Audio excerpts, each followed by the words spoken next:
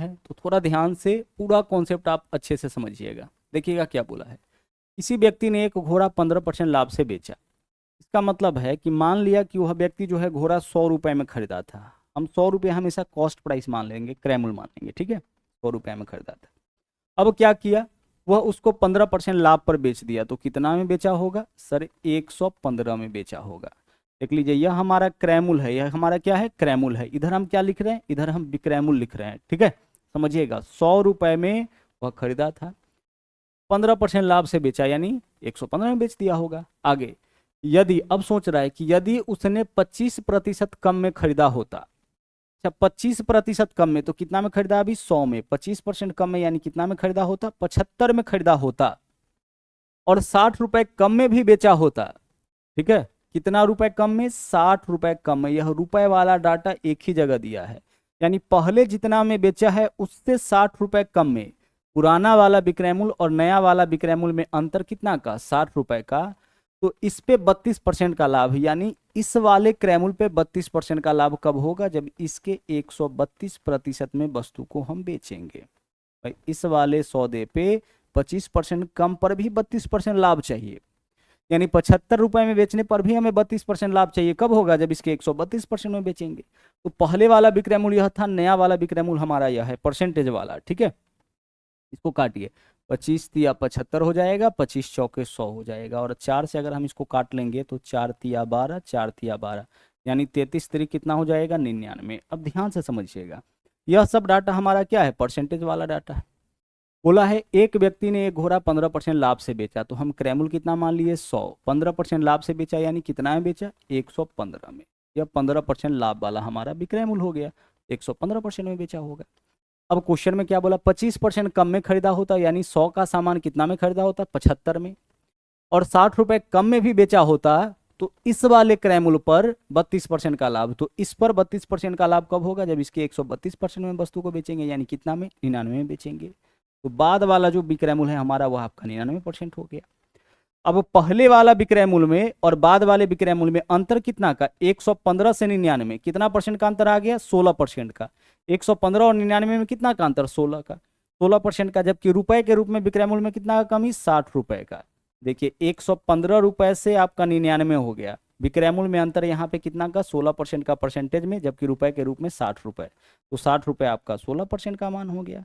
हमें चाहिए क्रय मूल्य यानी 100% का मान, हम 100 से गुना कर लेंगे। बस इसको सोल्व करिए और अपना आंसर जो है वह इजिली निकालिए। 4 से काटेंगे 4 चौके 16, 4 से काटेंगे 15 चौके 60, और 4 से काटेंगे 100 को तो 25 बार में कटेगा। 25 गुने 15 कितना हो जाएगा? 375। तो हमारा आंसर यहाँ पे 375 हो जाएगा, ठीक है।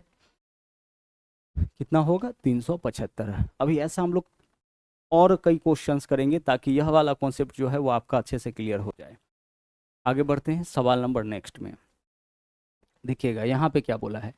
कोई दुकानदार एक ट्रांजिस्टर को उसके लागत कीमत से 15% अधिक पर बेचता है। हम मान लेते हैं कि लागत कीमत 100 है, वो 15% अधिक पर बेचता है, यानी कितना में बेचता होगा? 115 में, ठीक है। सामान 100 का कितना में बेचा? 115 में। अब बोला है यदि उसने जो कीमत दी है उससे 5% अधिक में खरीदा होता, यानी जितना में खरीदा उससे 5% ज्यादा में, मतलब 105 में खरीदा होता। अब यह क्रैमुल हो गया। और 6 रुपए अधिक में भी बेचता, फिर भी 10% का लाभ, यानी इस क्रैमुल पे भी 10% का लाभ कब होगा? जब इसके 110% में हम वस्तु को बेचेंगे, यानी 110/100 में, तभी तो लाभ होगा ना 10% का, ठीक है। यही तो बोला है। तो क्या होता है? 10% का लाभ। अब 0 से 0 काटिए, बाकी को गुना करिए, और गुना करने के बाद 10 से भाग करना है। 10 से भाग करने का मतलब एक अंक के बाद दशमलव हो जाएगा। तो 105 में 11 से भाग करेंगे, 1155। तो 1100 क्या हो जाएगा आपका? 55 दशमलव एक अंक के बाद, यानी कि 115.5 हो जाएगा। 105 में 11 से गुना करेंगे 1155, 10 से भाग करेंगे एक अंक के बाद दशमलव। आप बताइए कि पहले वाला जो आपका विक्रय मूल्य है वह कितना है? 115% है, क्योंकि 100 का सामान था 15% लाभ पर। बाद वाला जो विक्रय मूल्य है वो आपका कितना है? 115.5 है। यह विक्रय मूल्य क्या है?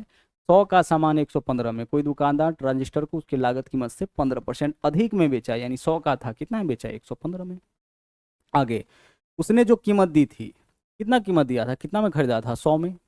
यदि उससे 5% अधिक में भी खरीदा होता, मतलब 105 में भी खरीदा होता, यह हमारा क्रैमुल हो गया, और इस क्रैमुल पर 6 रुपए अधिक में भी बेचा होता, यानी पहले जितना में बेचा है उससे 6 रुपए ज़्यादा में भी बेचा होता, यह पहले वाला भी क्रैमुल है, तो भी क्या होता आपका 10% का लाभ। यानी यह जो क्रैमुल है इस पे 10% का लाभ हमें चाहिए, तो कितना में 105 का सामान 115.5% में बेचेंगे, तभी क्या होगा 15% का लाभ होगा।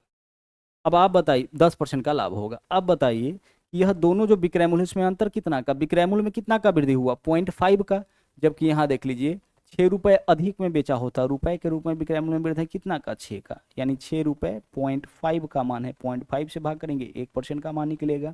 हमें क्रयमूल्य चाहिए यानी 100% का मान हम क्या करेंगे 100 से गुना कर लेंगे। आप यहाँ से पॉइंट हटाइए, 1 जीरो यहाँ पे आएगा, 5 से काटिए कितना हो जाएगा 5 दूना 10 यानी कि 200, 200 गुने 6 कितना हो जाएगा आपका 1200, तो 1200 जो है वही आपके क्वेश्चन का क्या होगा सही आंसर। विकल्प सी यहाँ पे आपका राइट आंसर हो जाएगा। बहुत बेहतरीन टाइप है आपका प्रॉफिट एंड लॉस का, और अभी खूब ट्रेंडिंग में है, यहाँ से क्वेश्चन आपका हर बार पूछा जाता है। आइए सवाल नंबर 12 देखते हैं। बोला क्या है, एक व्यक्ति ने एक वस्तु को 25% लाभ पर बेचा, यदि उसने 20% कम में भी खरीदा होता, 10.5 रुपए कम में भी बेचा होता, फिर भी 30% का लाभ होता। हमें क्या करना है, दोनों टाइप का जो विक्रय मूल्य है उसको निकालना है यहाँ पे, ठीक है। सबसे पहले वस्तु को खरीदा कितना में, हम मान लेते हैं कि वस्तु को 100 में खरीदता है। अब बोला कि 25% लाभ पर बेचता है, ठीक है, इसका मतलब 100 का सामान 125 में यह बेच लिया। अब क्या बोला, यदि 20% कम मूल्य में खरीदा होता, यानी 100 का सामान अगर 120 में खरीदा होता, ठीक है, और इतना कम में भी बेचा होता फिर भी 30% का लाभ, तो इतना में खरीदा है इस पर 30% का लाभ कब होगा, जब इसके 130% में वस्तु को बेचेंगे, तभी तो 30% का लाभ होगा ना। अब आइए इसको सोल्व करते हैं। देखिए डबल जीरो से हम क्या करेंगे, डबल जीरो को कैंसिल करेंगे, 13 गुने 12 कितना हो जाएगा आपका 156, 13 दहाई 130 और 13 दूना 26, 156, ठीक है। चलिए पहले वाला विक्रय मूल्य हमारा यह हो गया, बाद वाला विक्रय मूल्य यह हो गया, दोनों विक्रय मूल्य में अंतर कितना का 125 से 156 हो गया। परसेंटेज में अंतर आपका हो गया कितना का 25 और 25 50 और 6 31% का, जबकि रुपए के रूप में यहाँ पे कुछ गलत तो नहीं कर दिए ना।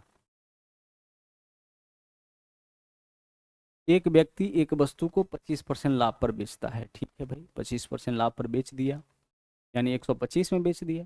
यदि उसने इसे 20% कम में खरीदा होता, अच्छा रुक जाइए यहाँ पे दिक्कत हो गया, 20% कम में खरीदा होता मतलब कितना में 80 में खरीदा होता, और 10.5 रुपए कम में बेचा होता फिर भी 30% का लाभ, तो इस क्रैमुल पर 30% का लाभ कब होगा, यह तो क्रैमुल हो गया ना हमारा, जब इसके 130% में वस्तु को बेचेंगे।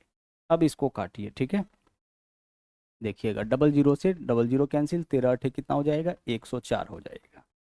अब आप बताइए कि पहले वाला विक्रय मूल्य और बाद वाला विक्रय मूल्य दोनों में अंतर परसेंटेज में कितना का 125 से 104 हो गया, यानी 21% का कमी आया, जबकि रुपए के रूप में विक्रय मूल्य कितना कम हो रहा है 10.5, तो 10.5 10.5 रुपए, पॉइंट के बाद जीरो का कोई मतलब नहीं होता है, ठीक है, हम जीरो को छोड़ देंगे। तो 10.5 रुपया विक्रय मूल्य में रुपए के रूप में अंतर, जबकि परसेंटेज में कितना का 21% का, तो 10.5 21% का मान है, 21 से भाग करेंगे 1% का मान निकलेगा। हमें क्रय मूल्य चाहिए यानी 100% का मान, तो हम 100 से गुना कर देंगे।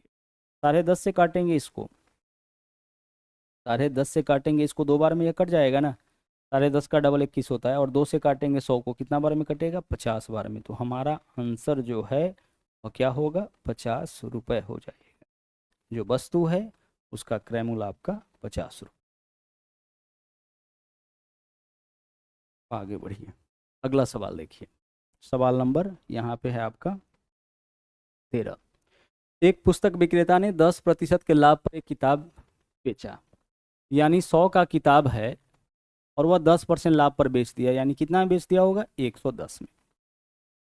यदि वह 4% कम में खरीदा होता, यानी कितना में 96 में, और 6 रुपये अधिक में भी बेचा होता, ठीक है, यहाँ पे क्या है 6 रुपये अधिक में भी बेचा होता, तो 18 सही 3/4% का लाभ। अब देखिए 18 सही 3/4% का क्या होता लाभ होता।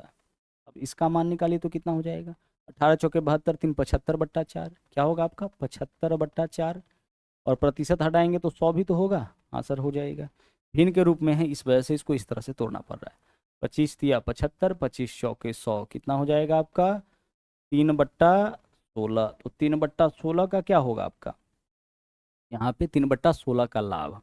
अब 96 रुपये में 3/16 का लाभ यानी कितना में बेचता होगा 19/16 में। या फिर आप इसको ऐसे भी कर सकते हैं, कैसे कर सकते हैं, 96 क्या है हमारा क्रय मूल्य, यहाँ क्रय मूल्य कितना है 16, तो 16 से भाग कर लीजिए। हमें क्या चाहिए विक्रय मूल्य, तो 3 का लाभ 16 पे यानी विक्रय मूल्य कितना हो जाएगा 19 हो जाएगा। डायरेक्ट इसका देख लीजिए तरीका क्या है, 18 सही 3/4% का मान 3/4 आया, तो 3/4 का लाभ, लाभ जब बोले तो नीचे वाला को ऊपर वाला में जोड़ दीजिए। 3/16 का लाभ यानी 19/16, वस्तु को उसके क्रय मूल्य के 19/16 में अगर बेचेंगे तो 3/16 का लाभ होगा। तो 19/16 डायरेक्ट आप कर सकते हैं, क्या कर सकते हैं 19/16 आप यहाँ पे डायरेक्ट कर सकते हैं। इस चीज़ को भी और अच्छे से हम आपका क्लियर कर देंगे, ठीक है। इतना में 19/16 में बेचेंगे तो भी हमें क्या होगा, तो भी हमें यहाँ पे 18 सही 3/4% का लाभ हो जाएगा। 16 से काटिए, 16 छके 96, 19 छके 114।